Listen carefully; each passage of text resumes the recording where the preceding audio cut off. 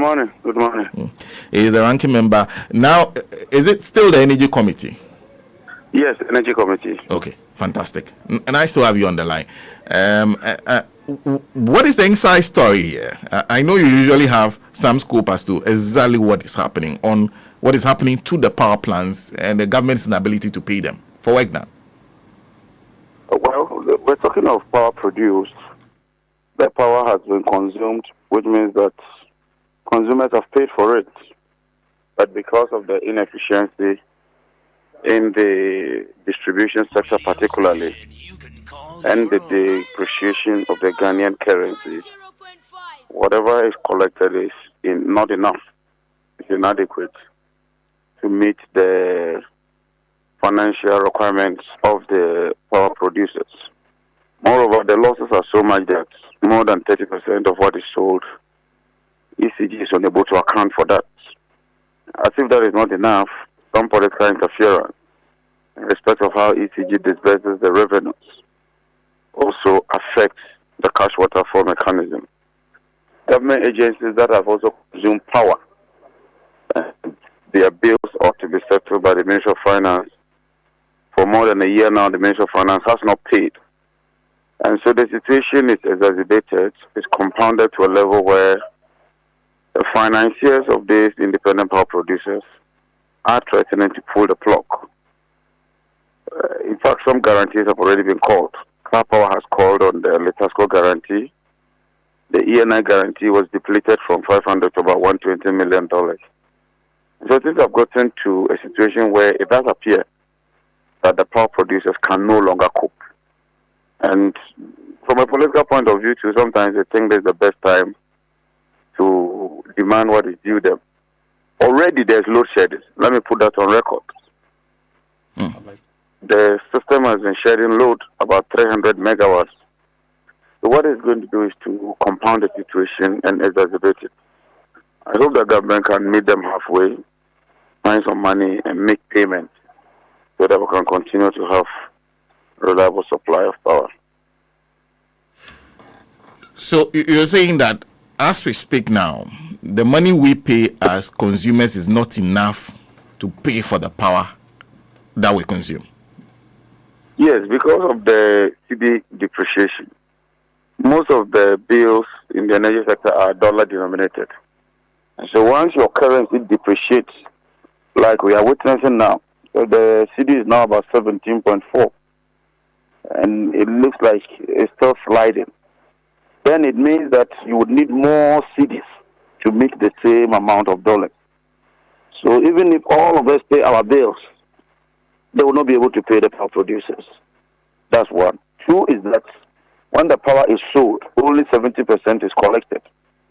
30% is lost through what we call aggregate technical collection and commercial losses, ETCC. That is unaccounted for. And so that's a huge gap. Thirdly, the utilization or disbursement of the money itself is not transparent. It's so opaque. ECG is procuring light crude on its own. The IPPs are not receiving what is due them. The cash waterfall is not working, as has been confirmed by PURC. And finally, government is not paying the bills of ministries, departments, and agencies. That's also about 2 billion cedis so far. So that's a huge drop. And all that is compounded to create this current problem that we are witnessing. Okay, so I understand the issues. Of course, you say that the exchange rate matter will also have to be dealt with if we want to find a long-term solution to this, that we are not caught pants down. But where should the blame fall on all this? The first thing is the management of the economy. Under Dr. Bawumia, this economy is in tatters. The exchange rate is depreciated beyond imagination. Inflation even today is at 22% after hitting a record high of about 54%. Our reserves are being depleted. Gold is the only mainstay of the economy. Cocoa has reduced by about 50%. Crude oil production has reduced by about 32%.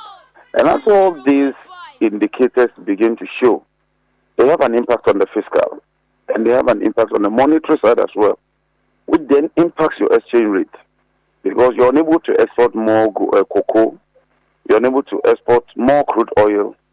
And so you do not get the foreign exchange that you require. Meanwhile, you are importing so much. So it brings pressure on the currency. And then the lack of credibility in the system generally. Investor confidence is waning. People do not want to invest in Ghana. There's what you call capital flight. And so it further puts pressure on your currency. And the currency is a clear indicator of the health of the economy because the exchange rate is the price of your currency against that of another currency. And when your CD is depreciating to the extent that the Ghanaian currency is the second worst currency in the world, clearly it impacts everybody negatively. In fact, I'm in the village and I met a yam seller who told me that a month ago she bought cooking oil, 1 jerry can for 580 Ghana. 1 month after, that same cooking oil is 1,020. So when we talk of the hardship that we're going through, it's not just restricted to just IPPs. The hardship is real, and everybody is facing it. So until we get the economics right and anchor the currency and stabilize the fiscal, no matter what you do in all the other sectors, it will be derailed. Government must also prioritize its expenditure. Government must pay for the MMDAs because it's budgeted for. Somebody has to pay that. Now it's not being paid. And then the POS should be given the free way to allow the cash waterfall mechanism to work. Even if they don't receive all the money, there will be some proportionate disbursement on a pro rata basis so that all these agencies can get some money. But GRIDCO cannot even pay salaries. GRIDCO has to take overdraft from banks now to pay salaries. Really? That's how bad it is. That is how bad it is. GRIDCO cannot pay salaries. So it's also bad. Look, it's real. This thing we are talking about is not just the politics. Look, people are suffering, my brother. It's not easy. People's purchasing power has been eroded. Check the minimum wage as of 2016 and check a bag of rice. And today, check the minimum wage and check the price of a bag of rice. And tell me whether you are better off or not. You could buy 2 bags in 2016. Today, you can't even buy 1 bag. And you see, that is the simplest way to explain inflation. It's your purchasing power. If you could buy a bag of rice yesterday, can you buy that bag of rice today with your minimum wage? These guys have messed up this economy. And the only way is to teach them a lesson. Let them go home. Let them reflect on their incompetence, on their lackluster performance, so that next time, when they have the opportunity to administer this country, they will take the people of Ghana serious. What annoys me most is the denial. Even when we are suffering, they do not even want to acknowledge that we are suffering. They think that they can use some gymnastics and some terminologies here and there to deceive the people of Ghana. But we'll see what happens. I just hope that the people of Ghana will put all the politics aside and deal with the real issue and show these people the exit. Let them go home. Next time, they'll take us serious. Well, you describe a crisis situation in the power sector. So if these payments are not made now, the Dumsor worsen. Certainly, because they've threatened, and they're saying that they cannot continue with the current situation, which means that something must be done. And if nothing is done, they will be compelled to pull the plugs. If they pull the plugs, the situation is going to worsen and exacerbate. Already there's load shedding. And if you can check from GRIDCO, I have my boys there. They give me daily updates. They're shedding load. No, of course, we are seeing a lot of load being shed. What is a long-term solution to this? Transparency, that is one. 2 is that we must be real with the situation. You can't eat your cake and have it in the energy sector. Something must give. If there's transparency, it will help. But more importantly, we hope to tackle the issue of the losses in 120 days. Until you deal with the losses, nothing will hold. So we want to partner with the private sector and restore ECG's credibility, financial health, and overall operational efficiency. If we can reduce the losses to just about 4%, it means that you're going to have so much revenue in the basket. 2, would allow the cash waterfall mechanism to work. 3, President Mahama's economic management team would anchor the currency. The currency is anchored. It gives us the opportunity to plan long term. It gives us the flexibility to operate in an efficient manner so that we do not have the unnecessary headwinds and shocks. And then we look at the fuel, because when this government took over, they claimed that there was so much gas. Today, gas is inadequate, and so they are buying light crude oil. And even that one, they are fighting. Okenefo wanted to be procuring the light crude oil. Napo also wanted to procure it. So their whole vision was about procurement. We want to engage ENI, we want to engage Talo and all the upstream partners so that within 3 months, we would ramp up gas production. Gas is more efficient, it's more reliable, it's cheaper, it's domestic, which means that you will not be importing light crude oil. And as you reduce the import of light crude oil, it strengthens your currency because the pressure reduces. When we put some of these measures in place, we'll review the gold for oil program as well, because so far it's led to about 1.8 billion cedis of debt sitting on Bank of Ghana's books. We would audit proper audit, and hold all those guys accountable. And those who are found culpable, we'll bring them before the law courts and deal with them mercilessly. It will serve as a deterrent to others.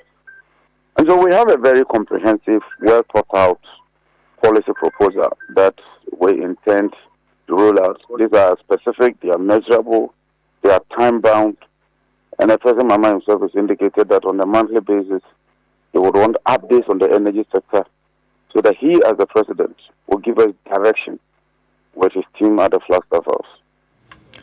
That's interesting. The one that caught my attention is you intend to deal with the losses within 120 days? Yes, it's a commitment because we've put in place all the necessary mechanism. We've gone that lane before. It's just that President Akufo-Addo and Bawumia decided to swindle us with the PDS scandal when Bawumia himself watered down the requirement of bank guarantee and made it an insurance guarantee and changed all the conditions precedent to conditions subsequent. And then their family members took over PDS. And you and I know the scandal, which culminated in the American government withdrawing all the support under the MCC compact. We've met MCC with President Mahama in Washington. And it does appear that if there's a change of government, they'll be willing to help us and to engage us. The World Bank has also indicated that they are ready to offer us financial and technical assistance. But we must meet some prior conditions. And in 1 month, we believe that we can meet those prior conditions. In 60 days, we'll kickstart the whole process. In 90 days, we'll operationalize the system. And in 120 days, we should begin to see some positive results. Let me conclude them by asking you, have you heard of the appointment of Herbert Krapper as the new energy minister? I'm not surprised. He's there to do their bit. Don't forget that he was Gabby's boy. Already he was virtually doing the go-between job there. But I think that these guys have just 2 weeks to lose the election. So there's nothing much. What we have to do is that after 7th December, we have to keep an eagle eye on them. Because I'm aware of so many underground dealings in the energy sector. People are trying to close certain long-term business contracts and deals.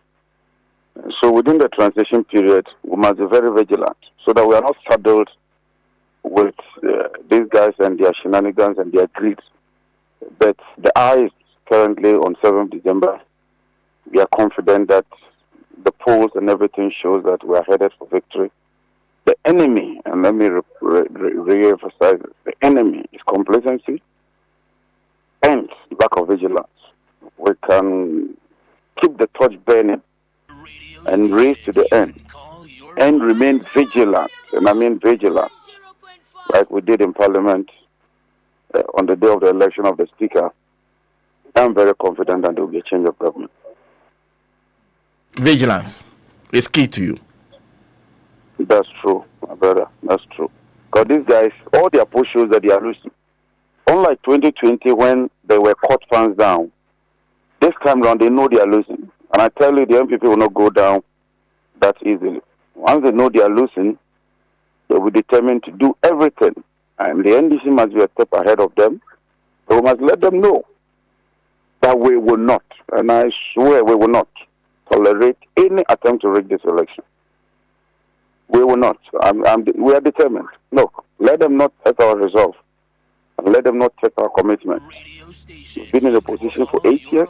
Ghanaians are suffering. We owe it a duty to rescue this country. And I swear, we'll rescue this country. Take it from me. Because this morning, it is Nanabi who is rather accusing the NDC of plans to cause mayhem. Oh, that's typical of Kejetia robber. He's robbing you and shouting at the same time. Typical of a Kejetia robber? Yes. What Nanabi is doing is typical of a Kejetia robber. Even as he's robbing you, he's shouting, Kronfo. But we'll live to see. I'm telling you, I swear, this job will win this election. Mark my words. Thank you. Thank you very much for speaking to us. All the best in your campaign. Thank you. Thank you. John Jinapor is Honorable Member of Parliament for Yape Kusogo, Ranking Member, Energy Committee of Parliament, joining us this morning to start this.